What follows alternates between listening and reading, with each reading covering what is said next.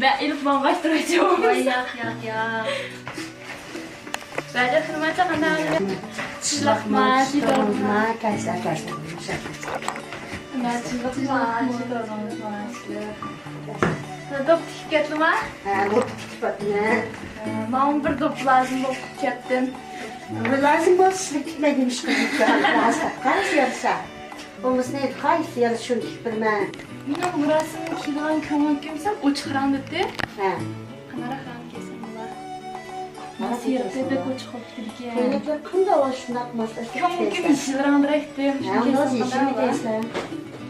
Oy bu Bu ne ben kurt babama koğandım. minik emiş kalgan. Kanar kısaşılandı. Ben Elif bambaştıracağım. Vay yak. Bana bek lazım bu. Ben ciddi giymek istedim bu ne? Ben pek kaldırıp kaldım ya. Ne kısa İşte o çalışıp kaldırmıyorsun. Sizler deslapta olma. Sizler özel keysen. Benim abalamga yanık bırak. Hem de. Sizler et doğanda bunu Hasan elip çıkıyorsa yaprak olmayı.